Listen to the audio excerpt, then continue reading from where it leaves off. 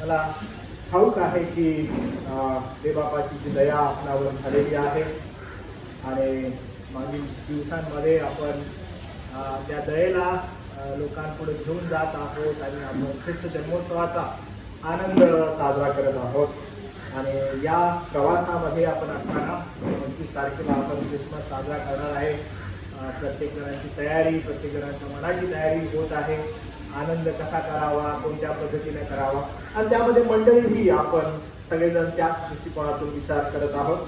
आणि येणाऱ्या 24 आणि 25 तारखेला आपण विशेष करून टिळकनगरमध्ये जाऊन 2 चौकांमध्ये जाऊन आपण कॅरल्स जाणार आहोत. त्यानंतर देवाचा संदेश लोकांपर्यंत घेऊन जाणार आहोत. आणि माझा विश्वास आहे की तुम्ही त्यासाठी आपल्या वैयक्तिक प्रार्थनेमध्ये आपण ठेवत आहात आणि प्रार्थना करत राहा. देव आपल्याला कृपा करावी आणि छान रीतीनं त्याचं वचन हरवलेल्यापर्यंत जावं. आपण आपल्या इफिसकरास पत्राकडे पुन्हा येऊया. देवाला धन्यवाद देऊ की तो आपल्यासाठी बोलत आहे आणि फार सुंदर रीतीनं आपला हा स्टडी चालू आहे. इफिसकरास पत्रासंदर्भात आपण अध्याय 2 आता वाचलेला आहे. अध्याय 1 आपण समाप्त केलेला आहे. अध्याय 2 कडे गेल्यावर वचन 1 पासून 10 पर्यंत आपण या आपल्या मंडळीमध्ये अनेकदा ह्याचे संदर्भ घेतलेले आहेत. आपण अनेकदा या संदर्भात विचार केलेला आहे, शिक्षण घेतलेला आहे. आणि सेमिनार्समध्ये पण आपण हा अध्याय 2 जो आहे 1 ते 10 ही वचनं आपण वारंवार घेतलेली आहेत. आणि आपण हे वचन वाचल्यानंतर जसं मी मागच्या वेळेस तुम्हाला सांगितलं होतं, इफिसकरास पत्राचे 2 भाग संपॉल करतो. अध्याय 1 ते 3 हे 3 जे अध्याय आहेत यामध्ये तारण प्राप्त झालेल्या लोकांना तो सांगत आहे की तुम्ही किती विशेष आहात, देवापाने किती विशेष करून तुम्हाला निवडलेला आहे, तुमचं तारण कृपेनं झालेलं आहे, तुम्हाला पवित्र आत्मा मिळालेला आहे, पवित्रीकरण हे तुमचं ध्येय देवाने ठेवलेलं आहे. आणि त्या दृष्टिकोनातून संत पॉल त्यांना एनकरेज करत आहे. आणि यामध्ये अध्याय 2 वचन 1 ते 10 हे जे वचन आहेत हे थिओलॉजिकली ज्याला ईश्वरी विज्ञान जे आहे त्याच्या परिमाणाप्रमाणे सॉलिड डॉक्ट्रिनल स्टँड आहे की तारण हे केवळ कृपेनं आहे आणि कुठल्याही मनुष्याचा हस्तक्षेप यामध्ये नाही. म्हणून तारण देवाच्या कृपेनं आहे, तारण देवानं दिलेलं आहे आणि ह्याचा फोकस आहे. पॉल वारंवार ह्याच्यामध्ये फोर्सफुली लोकांना सांगतो, तारण तुमच्यामुळे झालंय का? नाही. तारण तुमची कोणती कृती आहे का? बिलकुल नाही. पूर्णपणे देवाची कृती आहे, पूर्णपणे देवानं कृपेनं केलेलं आहे.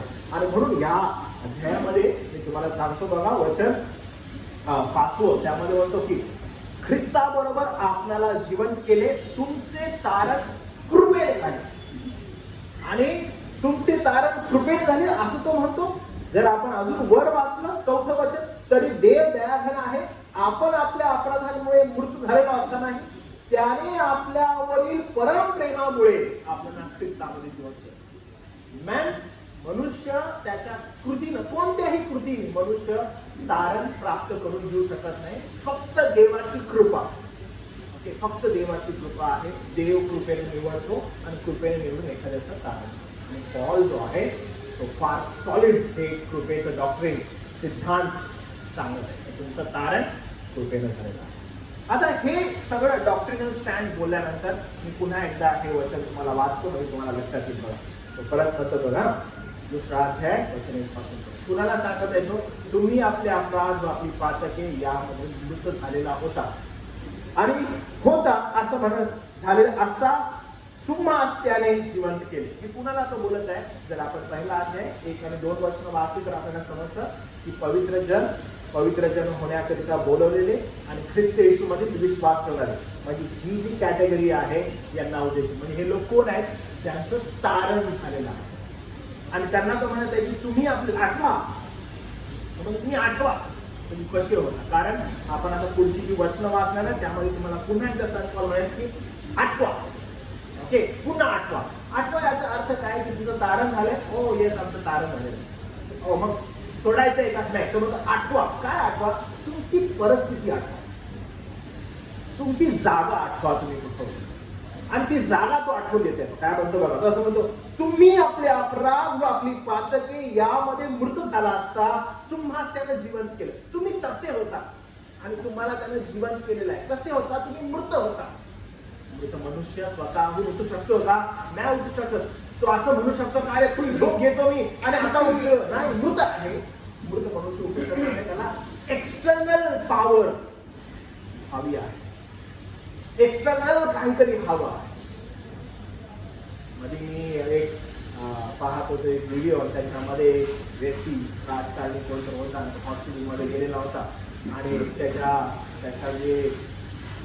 त्याचे जे काही फॉलोअर्स होते त्या फॉलोअर्समध्ये एकाला उन्हाचा झटका लागला, कारण ते उन्हात चाललेले होते आणि झटका लागून तो व्यक्ती त्याच ठिकाणी ऊन आणि त्याला हार्टचा त्रास होता आणि तो त्याच ठिकाणी कोसळला आणि त्याला घेऊन ते हॉस्पिटलमध्ये गेले आणि हॉस्पिटलवाले हायगाई करत होते त्याला ॲडमिट करण्यासाठी, कारण ते त्या एका पार्टीची असल्या कारणानं त्यांना थोडंसं भीती होती की ह्याला जर काही झालं तर थोडीशी अडचण होईल, म्हणून ते थोडी हायगाई करतात. त्यात हा जो लीडर आहे तो उठून उभा राहिला आणि तो व्यक्ती मेलेला होता बरं का. आणि तो उभा राहिला आणि तो हॉस्पिटल सगळा रोष जो आहे, सगळा राग जो आहे तो डॉक्टरांवर काढतो. डॉक्टरांना सांगत तुम्हाला अक्कल नाही, तुम्हाला समजत नाही, ह्याला तुम्ही आत का घेतलं नाही, ह्याला तुम्ही आत का घेतलं नाही. डॉक्टर म्हणाले की आम्ही तुझं पल्स चेक केले ते आम्हाला समजलं की हा आता राहिलेला नाहीये. तर त्याने पट करून म्हणाला की त्याला तुम्ही व्हेंटिलेटरवर टाकलं. तुम्ही काहीतरी करायला पाहिजे. मृत असणाऱ्या व्यक्तीला काहीतरी एक्सटर्नल तुम्ही काहीतरी लावा, त्याला जिवंत करा, श्वासोश्वास त्याला द्या. तुम्ही आपले अपराध, आपली पातक याच्यामध्ये मृत झालेला होता. क्षमता नव्हती की तुम्ही उठावं आणि तुम्ही स्वतःच काहीतरी तारण करावं. नाही, तुमचं तारण कृपेनं झालेलं आहे. कुणाला तो बोलत आहे, मी पुन्हा सांगतो बरं का. तारण प्राप्त झालेल्या लोकांना तो आठवण करून देत आहे की आठवा तुम्ही कसे होते. ओके, यालाच अनुसरून बघा वचन 11. ओके, आपण वचन 10 पर्यंत वाचलं ना आजच्या शास्त्र भागामध्ये. आपण इथून पुढे ज्यावेळेस जाणार आहोत ना 3ऱ्या अध्यायापासून संपूर्ण 3रा अध्याय, आपण पुन्हा 2रा अध्याय 1 ते 10 मध्ये येणार आहे बरं का. म्हणजे आपला प्रवास कसा असणार आहे माहिती आहे का. आपला प्रवास अध्याय 2 1 ते 10 फोकस असणार आहे. आपण पुढे गेलो की मागे येणार.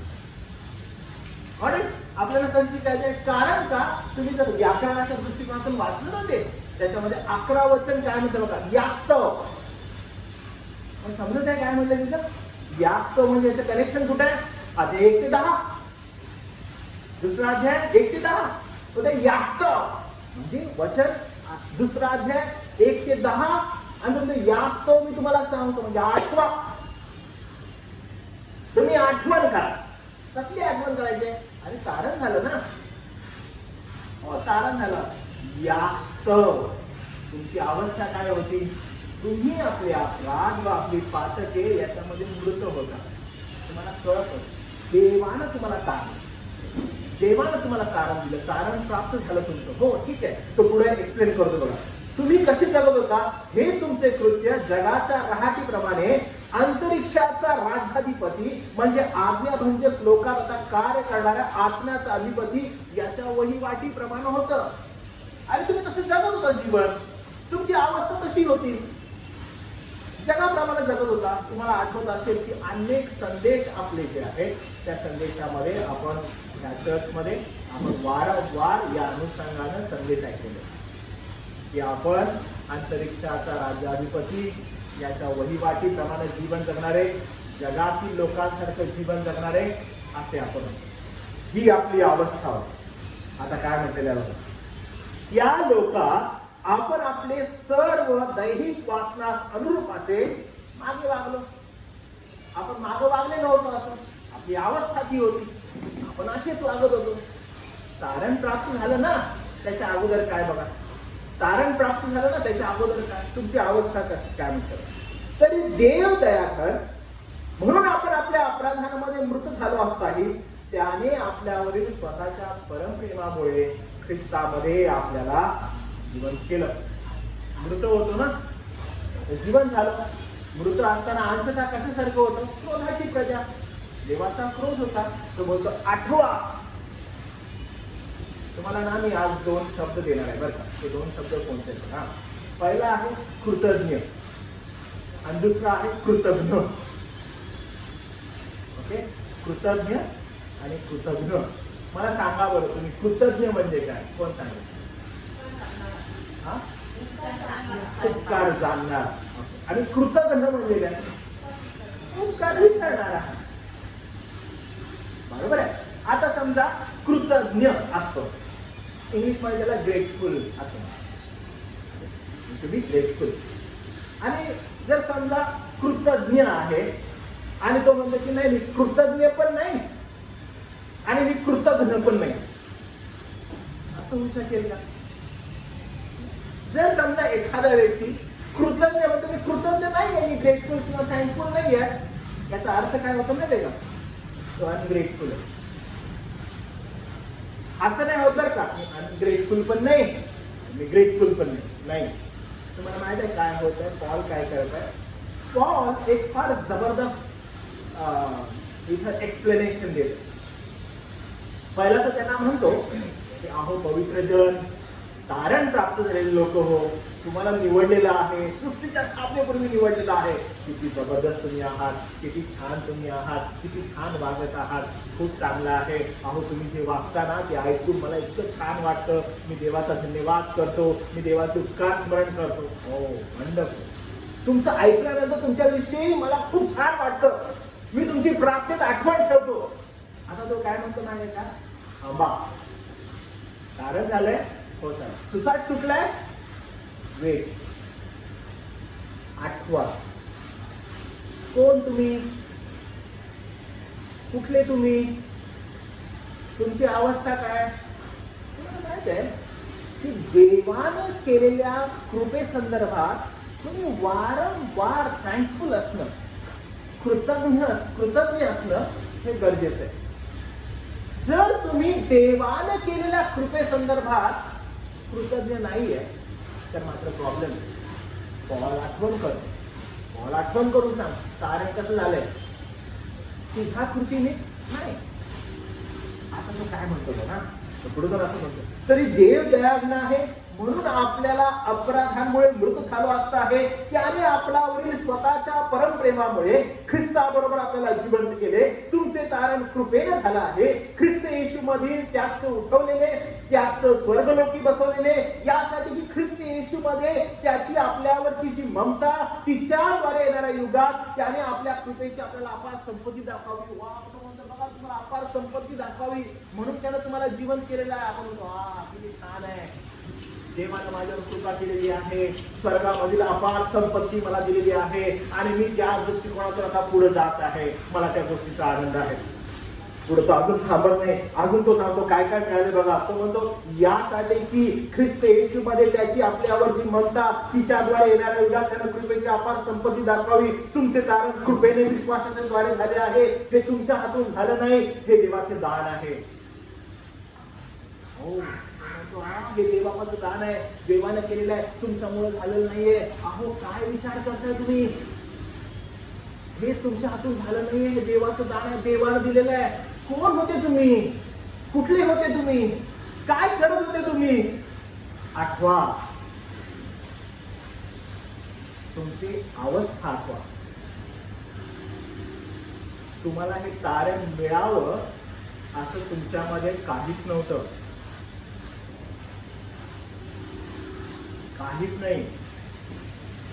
तारण मिळावं म्हणून काहीच नाही. मग काय? पुढे काय लिहिलंय बघा. काय? कोणी आढ्यता बाळगू नये म्हणून कर्म केल्याने हे झालं का? नाही. एखादं कर्म वगैरे करून, कृती वगैरे करून हे झालं का? नाही. तुझी लायकी पण नाहीये, तुझी क्षमता पण नाहीये हे व्हावं. हे बापानं केलं तारण. आता पुढे तिथंच नाही थांबत. तो काय म्हणतो बघा. तो अजून असं म्हणतो, अरे आपण चांगली कर्मे येशू ख्रिस्तामध्ये करावी, म्हणजे तुझ्या हातून चांगली कर्म व्हावी, यासाठी काय आहे बघा. काय म्हणतो तो? अरे येशूमध्ये उत्पन्न केलेले असे आपण त्याच्या हातचे काम आहोत, म्हणजे you are appointed to do this. काय अपॉइंटेड आहोत आपण? की त्याची जी इच्छा, त्याची जी योजना या जगामध्ये आहे ती तुझ्या हातून पूर्ण व्हावी. तू त्याच्या हातचं काम आहेस. का बरं? कारण म्हणतो ती कर्म आपण करावी म्हणून देवानं ती आपल्यामध्ये पूर्व नियोजन करून ठेवली. He has plan for that. तुझ्या हातून काही झालं का? त्यानं कृपेने हे सगळं केलेलं आहे. का बरं? तर त्याचं उत्तर तो पुढे देत आहे. Why you need to be grateful, thankful. का ग्रेटफुल असण्याची गरज आहे, का कृतज्ञ असण्याची गरज आहे? कारण त्याचं पुढं वचन म्हणतात बघा, 11व्या वचनापासून सुरू करतो. यास्तव पूर्वीची आठवण करा. यांना हे फार गरजेचं आहे बरं. यास्तव पूर्वीची आठवण करा. काय आठवण आहे? तुम्ही जर तुमचं पूर्ण मागील विसरला ना, लक्षात घ्या, तुम्ही कधीही गोष्टींविषयी कृतज्ञ असणार नाही. तुम्हाला वारंवार तुमची अवस्था, तुमचं जीवन पाहणं, ऐकणं गरजेचं आहे. कारण हे समजून घ्या तो काय म्हणत आहे. तो असं म्हणतो, यास्त पूर्वीची आठवण करा. तुम्ही देहाने विदेशी आणि स्वतःला सुंती म्हणणाऱ्या लोकांकडून बेसुंती असे म्हणवले जात होता. त्याची सुंता म्हणजे हाताने केलेली देहाची अशी असेल. आणि तुम्ही तुमचे मागील दिवस आठवा, विसरू नका तुमचे दिवस. तुम्ही कसले होता ते विसरू नका. मागील दिवस आठवा. कारण का पुढे काय म्हटलं बघा, तो ते तुम्ही त्यावेळेस ख्रिस्तविरहित, इस्रायलाच्या राष्ट्राबाहेरचे, वचनाच्या करारास परके, आशाहीन, जगात देवहीन असे होता. यांच्याविषयी पॉल काय म्हणतो ना, ते का तुम्हाला तर बेसुंती म्हणायचे ना. काय म्हणतो तुम्हाला, कोण काय म्हणतो तुम्हाला बेसुंती म्हणायचे ना. ही तुमची अवस्था होती. म्हणून अध्याय 2 वचन 1 ते 10, रिमेंबर दिस. कृतज्ञ असणं हे अत्यावश्यक आहे. तुम्हाला माहित आहे, पॉल त्याच्या स्वतःच्या जीवनाविषयी किती कृतज्ञ होता. सगळ्यांना थँकफुल होता. तुम्हाला कोण कुठला मी, कुठं होतो मी, कुठून काढलं मला देवानं, देवा माझा उपयोग करत आहे. माझी काही क्षमता होती का? मी तर मंडळीचा छळ करणारा पाप्यातला पापिस्ट. तुम्ही बघितलं, he was grateful, he was thankful. तुम्ही आता जर बघितलं पॉल आणि त्याच्या जर्नीमध्ये, the one who has helped him, he was grateful for them. त्यांच्याबद्दल तो कृतज्ञ होता. मागच्या रविवारी ना आपण अंडापाव केलेला होता. अंडापावाला त्यांना खूप मजेशीर गोष्ट होती. तुम्ही सगळे इकडं होता आणि संदेश चालला होता. व्यक्ती मागा आणि तो व्यक्ती ते असे वयोवृद्ध होते. तर ते आले तिथून पडदा वगैरे तिथे ते केलं आणि तिथं त्यांना समजलं की मी, कारण मी ऑलरेडी त्यांना ऑर्डर देताना अंकल वगैरे असं बोलत होतं आणि त्यांना समजलं की हा व्यक्ती काहीतरी वेगळा आहे. कारण इथं बरोबर बोलत आहे काही, त्यांना असं काहीतरी वाटलं काहीतरी वेगळं आहे. म्हणून तिथं मागं उभारून ते असं करायचं. ठीक आहे, मला असं करायचं. तर तुम्ही इकडं होते त्यामुळे तुम्हाला ते दिसत. तर ही वॉज व्हेरी ग्रेटफुल की अरे तुम्ही माझ्याकडे आले, मला ऑर्डर दिली, तिथून असे सारखे करत.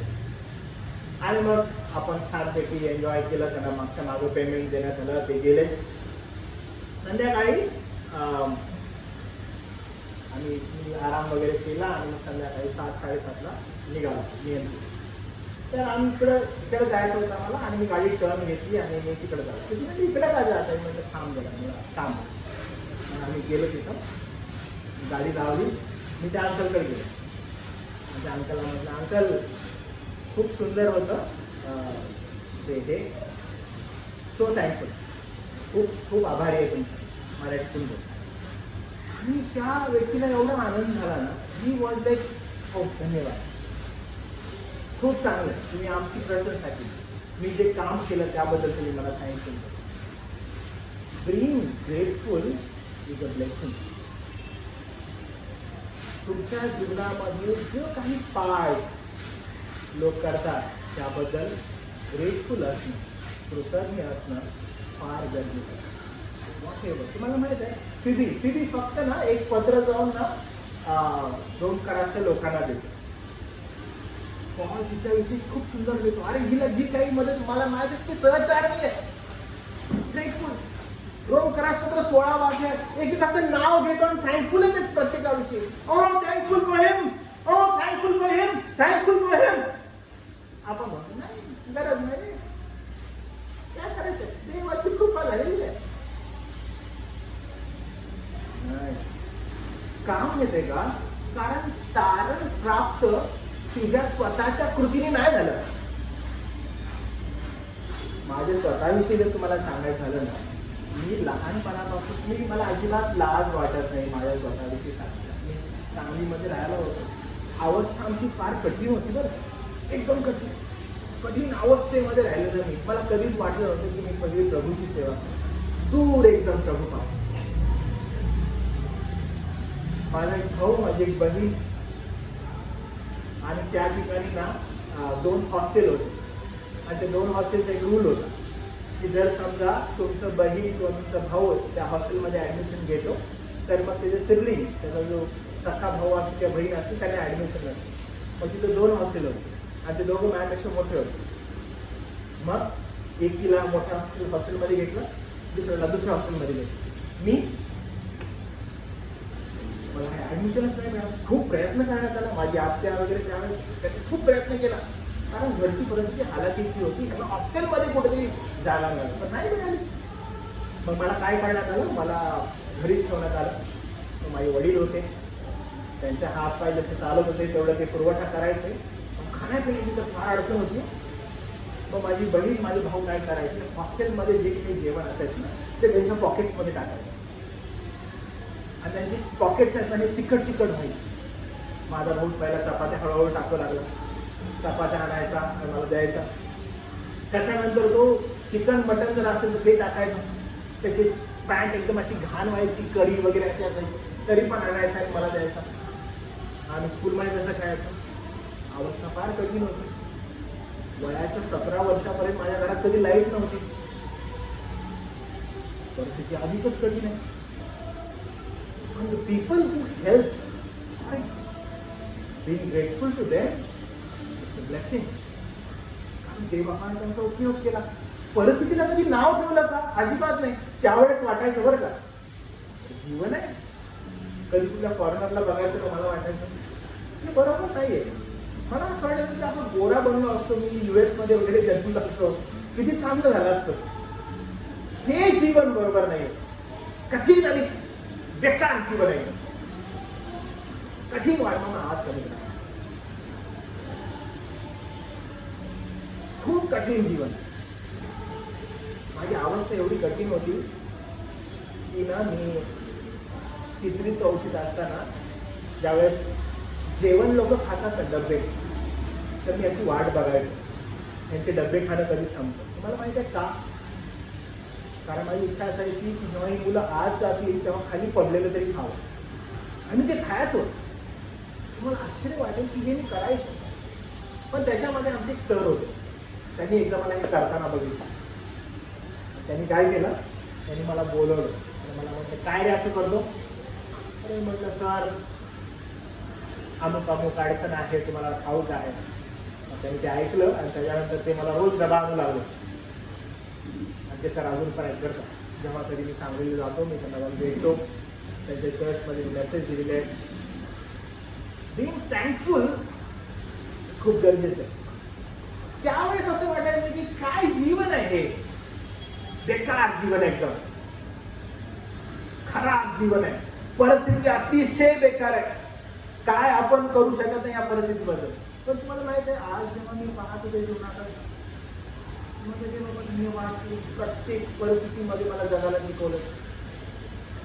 या सेवेमध्ये असताना ज्या कोणत्या ठिकाणी मी जाऊ शकतो, देवापासून परिस्थिती आठव, कुठून आणलेलं आहे ते आठव. Can you do that? तू आता हे करू शकतोस का?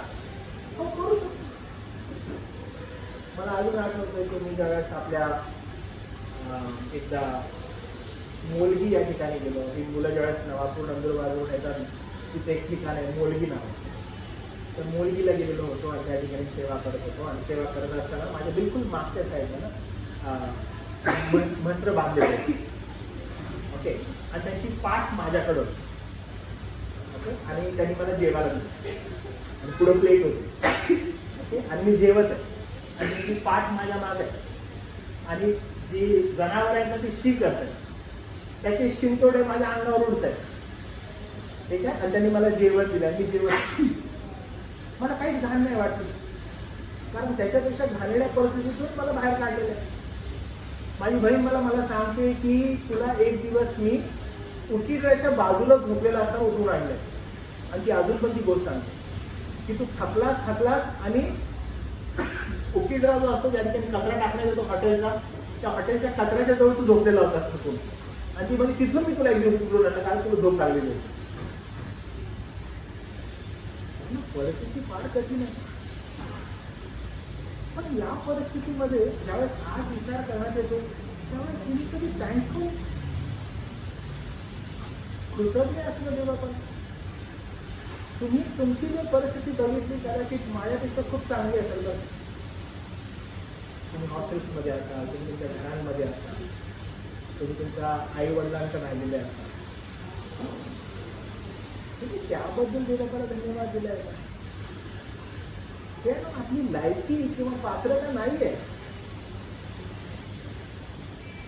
पण you need to be thankful. खूप देवाला धन्यवाद दिले पाहिजे. का बरं? कारण जे स्थायी तारण असतं ना, ते स्थायी तारण तुम्हाला कृपेने मिळालेलं आहे हे तुम्हाला सदैव लक्षात असणं गरजेचं आहे. जसं पॉल म्हणतो, तुझ्या कर्मांनी नव्हे, तुझ्या कृतीनी नव्हे. तू काही केलंयस का? बिलकुल नाही. जर बसून आपल्या जीवनाचा एक गोषवारा काढू लागलो आपण, तर या लिस्ट मध्ये मी बसू शकतो का? नाही. मागच्या वेळेस मी तुम्हाला सांगितलं की चार्ल्स स्पर्जन असं म्हणतात की कोणीतरी तुला एखादी शिवी दिली तर तुला राग यायचं काम नाहीये. देवाला धन्यवाद दे की त्यानं फक्त तुला शिवी दिलंय, पण अंतःकरणामध्ये तू त्याच्यापेक्षा किती वाईट आहेस हे त्याला माहित नाहीये, म्हणून त्याला कदाचित तुला सोफिस्टिकेटेड शिवी दिली आहे. आपली अवस्था कठीण आहे, म्हणून तारण फक्त कृपेनच आहे. मग तारण जर कृपेने आहे, पॉल म्हणतो आठवण करा. यास्तव तुमच्या जीवनाची आठवण करा. का आठवण करा? थँकफुल राहा त्या गोष्टीसाठी. देवा मला धन्यवाद द्या. फार गरजेचं.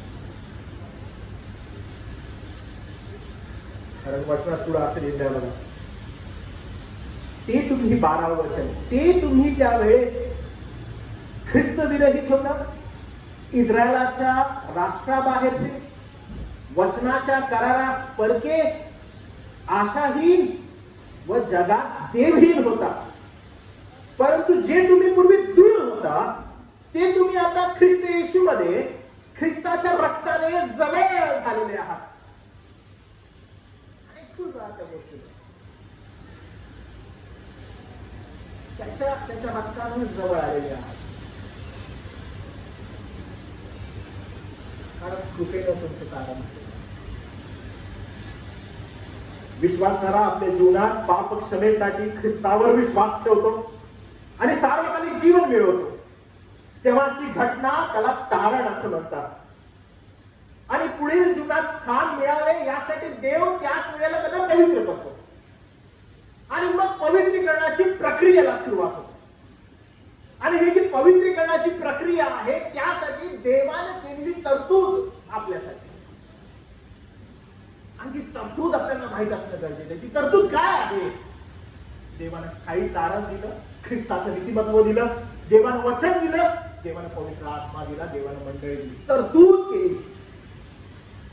का बरं? की तुम्ही या साच्याच्या बाहेर जाऊ नये. तुम्हाला माहित आहे मनुष्य एवढा भ्रष्ट आहे. हा साचा दिलेला आहे, पण त्याच्या पलीकडे बघायचं मला.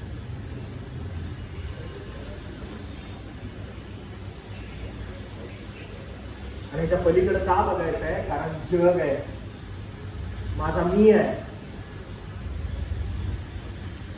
आणि मग जेव्हा पाहिजे तेव्हा दुसरे ठिगळ लावायचं असतं ना, तशी काही वचनं मला देवाची माहित आहे. आणि आपण म्हणतो हे वचनात असं लिहिलंय ना, हे मायासाठी, हे असं लिहिलं ना, हे मायासाठी.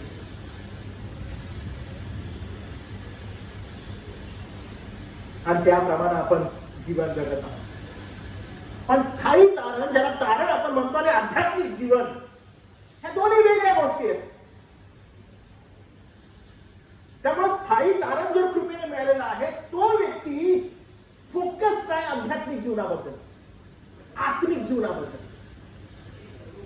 तारण प्राप्त झालेला व्यक्ती कधीच निर्धास्त नसतो. तो असं नाही म्हणत मस्त चल रहा है, नाही, तो जागरूक असतो, तो साळसूद असतो. प्रत्येक पाऊल टाकत असताना विचार करतो की देव काय करत आहे. तो फोकस्ड आहे आध्यात्मिकतेची. कारण जीवनभर चालणारी प्रक्रिया ज्यामध्ये देवाला संतोष होईल असं जीवन जगण्याला विश्वासणारा जो आहे, तो आध्यात्मिक दृष्ट्या परिपक्व होत जातो. मागच्या वेळेस तुम्हाला उदाहरण दिलेलं, परिपक्वता, प्रौढता कशी असते की एखादं बालक जेव्हा बाळ असतं, त्या बाळाची जी प्रक्रिया आहे प्रौढतेपर्यंत, ही प्रक्रिया लक्षात घ्या की बालकापासून प्रौढता, आणि ही प्रौढता प्राप्त करणं आवश्यक आहे. ती आध्यात्मिक प्रौढता प्राप्त करण्यासाठी देवानं केलेली जी तरतूद आहे त्याच्यावर विसंबून राहणं, समजून घेणं देवाने केलेली तरतूद काय, आणि त्यासाठी ही वचन आहे. कलसे पत्रे याचा पहिला अध्याय बघा काय म्हणतो सर, पहिला अध्याय 10 वचन काय म्हणताय बघा. पुन्हा एकदा एनकरेज करतो, सेम आहे बरं का, सेम 33 कराच म्हणत आहे, 30 प्रार्थना तो या ठिकाणी करत आहे बघा. अध्याय 1 वचन 9 आणि 10 तो असं म्हणतो, यावरून आम्हीही ते ऐकलेल्या दिवसापासून तुम्हासाठी प्रार्थना विनंती केल्याशिवाय राहत नाही, ती अशी की सर्व आध्यात्मिक ज्ञान व बुद्धी याद्वारे तुम्ही त्याच्या इच्छेसंबंधी ज्ञानानं भरावं. मी प्रार्थना करते की तुम्हाला त्याची इच्छा, त्याचं ज्ञान कळावं. काय होईल बरं त्यानं, तो काय म्हणतो बघा, याने काय होईल, यासाठी की तुम्ही सर्व प्रकारे प्रभूला संतोषविण्याकरिता. ध्येय काय आपला, एकदा तारण प्राप्त झालं, ध्येय चेंज आहे बरं का. ध्येय काय आहे, प्रभू संतोषीला जाणं. यासाठी काय हवंय, ज्ञान, बुद्धी, की त्याला काय हवंय समजून घ्यावं. कसं समजेल, तो काय म्हणतो बघा, यासाठी की तुम्ही सर्व प्रकारे प्रभूला संतोषविण्याकरिता त्याला शोभेल असे वागावे, म्हणजे प्रत्येक प्रकारच्या सत्कर्माचे फळ द्यावे आणि देवाच्या ज्ञानाने तुमची बुद्धी वाढवे. प्रत्येक प्रकारच्या सत्कर्माचं फळ द्यावे. जबाबदारी आहे, कसं द्याल हो. Start with this, being thankful. कृतज्ञ राहून. कसं कृतज्ञ बरं, म्हणून पॉल म्हणतो यास्तव आठवा,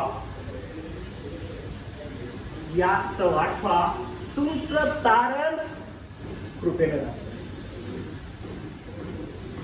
तुम्हाला आणि मला वारंवार प्रभूच्या चरणाजवळ जाऊन आपली लायकी प्रभू म्हणणं गरजेचं आहे. प्रभू आमची लायकी नाही की आम्ही तारले जाऊ. कोण कुठले आम्ही की देवापा आमचं तारण व्हावं. आमची क्षमता नाही, आम्ही काही त्यासाठी केलं नाही. तर प्रभू पृथ्वीच्या स्थापने अगोदर तू आमची निवड केलीस. आम्ही थँकफुल आहोत देवा, आम्ही कृतज्ञ आहोत. जर आम्ही आमच्या देवाला कृतज्ञ आहोत तर जे लोक आपल्या आजूबाजूला आहेत त्यांच्याबद्दल आपण कृतज्ञ असणं आवश्यक आहे. तुम्ही तुमच्या पत्नीबद्दल, तुम्ही तुमच्या पतीबद्दल, तुम्ही तुमच्या लेकरांबद्दल कृतज्ञ असणं आवश्यक आहे. देवबापानं विशेष कारणासाठी त्यांना तुमच्या जवळ ठेवलेलं आहे. तुमचे आई वडील असोत त्यांच्याबद्दल ग्रेटफुल असणं गरजेचं आहे. तुमचे पालक असोत, तुमचे वडील असोत, तुमचे नातलग असोत, तुम्ही ग्रेटफुल असणं गरजेचं आहे. ज्या लोकांद्वारे देवबाप तुमचा त्याचा उपयोग करत आहे त्याबद्दल थँकफुल असणं गरजेचं आहे. हे कधी होऊ शकेल माहित आहे, जेव्हा तुम्ही प्रभूला कृतज्ञ असाल. तुम्हाला जर असं वाटत आहे ओ माझ्यामध्ये क्षमता आहे म्हणून मी हे करत आहे, माझ्यामध्ये वाक्चातुर्य आहे आणि बोलू शकतो म्हणून मी हे करू शकतो, मूर्ख आहे. मी तुम्हाला माझं एक मूर्खपणाचं उदाहरण देतो. मी ज्यावेळेस बायबल कॉलेज केलं आणि बायबल कॉलेज केल्यानंतर लगेचच एक सेमिनार होतं पालकांचं आणि अराउंड 500 पास्टर्स होते. मला स्वतःला खूप जास्त शहाणपणा होता की माझ्यामध्ये काहीतरी क्षमता आहे आणि मी काहीतरी खूप ज्ञानानं भरलेलं आहे. आणि पालकांचं नाशिकला सेमिनार होतं आणि त्या नाशिकच्या सेमिनारमध्ये मी गेलो. त्या ठिकाणी विजय कुमार ससाने शिकवत होते आणि 3 का 4 त्या ठिकाणी शिक्षक होते. आणि त्याच्यामध्ये मला विजय कुमार ससानेची जी शिक्षण आहे आणि शिक्षण पद्धती आहे मी खूप इम्प्रेस झालो. त्यावेळेस मला वाटलं की वाव, काय इम्प्रेस आहे त्यांच्यामध्ये, काय त्यांचं भाषेवर प्रभुत्व आहे मराठीवर. आणि त्यावेळेस ते यंग होते. ही घटना जी आहे ती 2006ची आहे आणि 2006मध्ये आमची भेट झाली. 2006मध्ये मी त्यांच्या समोर गेलो. त्यांचा संदेश झाल्यानंतर ते एका रूममध्ये बसलेले आणि माझा ॲटिट्यूड जो आहे तो फार जबरदस्त होता. त्यावेळेस मी त्यांना गेलो आणि त्यांना म्हणलं की खूप छान संदेश आहे तुमचा. असा हात वगैरे त्यांना मिळवला. त्यांना म्हटलं छान बोलता तुम्ही, असं बोललो. ओके. आणि मी निघालो. तर मला अजून आठवतं त्यांनी मला असं म्हटलं होय. त्यांनी मला असं थांबवलं. ए, माझं वय त्यावेळेस 25 होतो मी. मला म्हणते होय. आम्ही गेलो त्यांच्याजवळ. काय नाव काय तुम्ही? त्यांना माझं नाव सांगितलं. त्यांनी मला त्यांचं कार्ड दिलं. मला म्हटलं तुझा नंबर दे. त्यांनी तुझं नाव लिहून घेतलं आणि त्यांनी माझा नंबर घेतला आणि मला माहिती मी तुला कॉल करेन. आणि मग ते माझा पाठपुरावा करू लागले. मला म्हणू लागले की एका सेमिनारला ये आणि ते बाप तुझं जीवनामध्ये अधिक चांगलं कार्य करून घे. आणि मी अराउंड 1.5 ते 2 वर्ष ते सेमिनार काढलं. आम्ही एकमेकाचे चेहरे विसरलो. आणि एकदा मी त्या सेमिनारला गेलो आणि त्यावेळेस देवापनं जी काही कृपा केली ती अद्भुत होती. आणि मी देवाला सदैव त्यांच्याबद्दल धन्यवाद देतो की that was a turning point देवापनं माझ्या जीवनामध्ये तो केला. त्यांचा उपयोग जो आहे तो अद्भुत रीतीने केला. असं कसं झालं किंवा असं काय होत आहे? कारण देवबाप त्यांचा उपयोग त्या गोष्टीसाठी करून घेत आहे, त्या विशेष गोष्टीसाठी. जर ते नसतं झालं तर कदाचित मी माझ्या अनेक वासनांमध्ये स्वतःच्या स्वैराचारामध्ये अजून जास्त घडत गेलं. पण त्याच्यासाठी त्या गोष्टीसाठी त्यांना कृतज्ञ असणं इट्स ऑलवेज बीन ग्रेट. का बरं? कारण देवबापाने त्यांचा वापर त्यावेळेस केला. हे तुम्हाला का सांगत आहे? कारण being thankful to the lord will always lead you to be grateful to the people around you.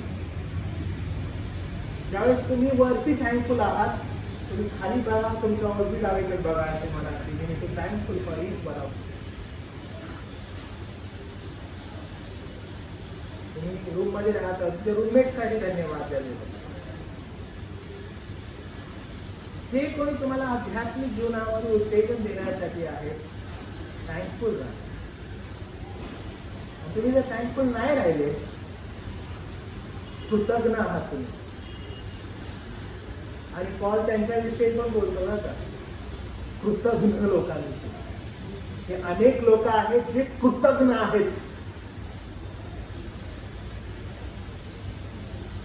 कधी कधी ना आपण बसलो आणि विचार करायला लागलो आपल्या कारणाविषयी, तर आपण म्हणतो नाही माझ्यामध्ये क्षमताच होती ना, माझ्यामध्ये ते आहेच ना, म्हणून तर हे झालेलं नाही. क्लेपा तुझं जीवन आठव, तुझ्यामध्ये काहीच नाहीये, काहीच नाहीये. जेव्हा कधी मी माझं बॅक आठवतो, मला फक्त माझा मूर्खपणा आठवतो. नथिंग ग्रेट, फक्त मूर्खपणा आहे. आणि त्या मूर्खपणामध्ये देवबाप कृपा पुरवतो आणि त्या परिस्थितीतून बाहेर येण्यासाठी त्याच्या वचनाचं मार्गदर्शन मिळतं. आणि म्हणून तो वारंवार तुम्हाला सांगतो, हो अध्याय 2 वचन 1 ते 10 तुम्ही वाचलं, हो तुझं तारण वाचलं, हो तारण वाचलं ना, कृपेनं झालंय, हो कृपेनं झालंय. तुझ्या कर्माने झालंय का? नाही, माझ्या कर्माने नाही झालं. मग कसं? कृपेनं झालं. आणि मग कृपेनं झालं याच तो आता लक्षात ठेव, ते विसरू नको बरं का. वारंवार लक्षात ठेव. मूर्खपणाची कृती लक्षात ठेव. मी कधी कधी मजेशीर रीतीनं सरांना विचारतो, का माझ्या मागे लागले तुम्ही एवढं? तर काय माहिती आहे का, मूर्खाला बघितलं मी, मला वाटतं याला सोडायला नको, ते पण मजा घेतात माझी. लक्षात घ्या की देव फार अद्भुत रीतीनं तुम्हाला उभं करतो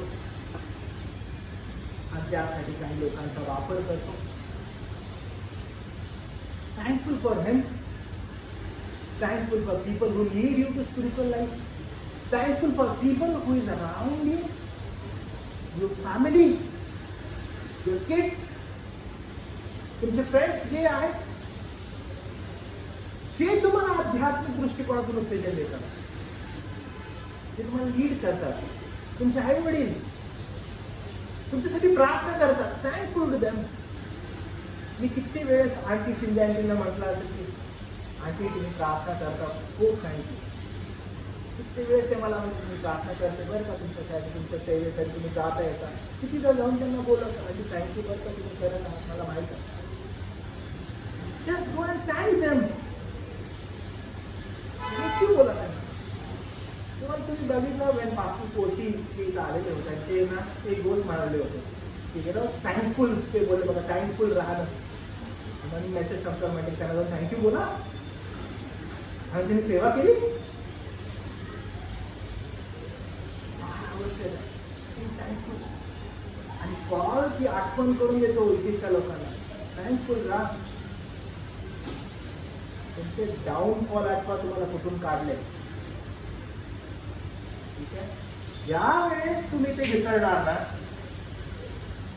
तुमचा मी जागा होणार. आणि तो इतका भयानक आहे ना, इतका भयानक आहे, तो उद्ध्वस्त करतो.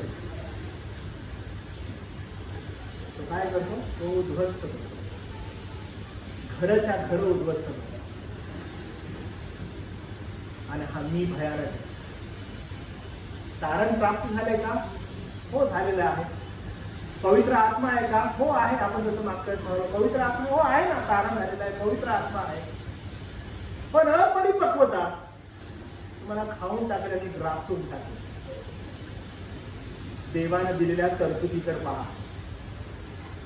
and he will lead you to be a grateful. Ungrateful तर तुम्हाला कधीच नाही बनवणार. प्रार्थना करूया. प्रभू आम्ही तुझे आभार मानतो, तुला धन्यवाद देतो.